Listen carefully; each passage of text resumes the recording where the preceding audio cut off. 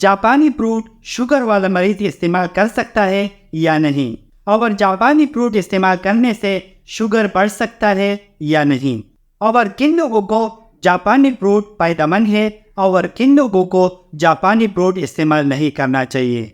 और जापानी फ्रूट के अंदर कैलोरी 70 होती है और कार्बोहाइड्रेट 18 होती है, और फैट 0.19 ग्राम होती है और फाइबर 36 ग्राम होती है। और इसके अलावा जापानी फ्रूट के अंदर बहुत सारी विटामिन मौजूद है, जैसे कि विटामिन ए और विटामिन सी मौजूद है, और इसके अंदर सोडियम, आयरन और कैल्शियम पाया जाता है।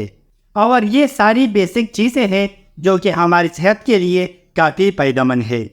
तो जापानी फ्रूट हमारे दिल के लिए काफ़ी फायदेमंद है, क्योंकि इसके अंदर पोटाशियम पाया जाता है जो कि ब्लड प्रेशर को कंट्रोल करता है, और इसके अलावा बैड कोलेस्ट्रॉल को कंट्रोल करता है, यानी वो कोलेस्ट्रॉल जो हमारी सेहत के लिए नुकसानदाह होती है। और इसके अलावा जिन लोगों की नज़र कमज़ोर हो उनके लिए जापानी फ्रूट काफ़ी फायदेमंद है, क्योंकि इसके अंदर विटामिन ए होता है, और विटामिन ए का काम नज़र को तेज़ करना होता है। और जापानी फ्रूट का एक खास फायदा ये भी है कि कैंसर जैसी बीमारियों से बचाती है, यानी एंटी कैंसर है। और इसके अलावा जापानी फ्रूट के अंदर विटामिन सी पाया जाता है जो कि हमारी स्किन के लिए काफ़ी फायदेमंद है, और इसके अंदर एंटीऑक्सीडेंट भी पाया जाता है जो कि स्किन के काले धब्बों को ख़त्म करने में मदद करता है। और अगर स्किन पर पिंपल हो या एक्नी हो तो उसको कम करने में हेल्प करता है। और जापानी फ्रूट का एक खास फायदा ये भी है कि हमारी इम्यूनिटी सिस्टम को मजबूत करता है, और जब हमारी इम्यूनिटी सिस्टम मजबूत होता है तो हम कम से कम बीमार होते हैं।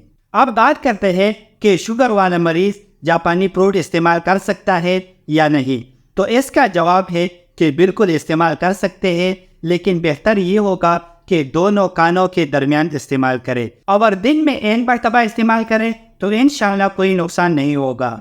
और जापानी फ्रूट इस्तेमाल करने से छोटी आंत के अल्सर या जख्म या बड़ी आंत की जख्म या अल्सर ठीक करने में मदद करता है।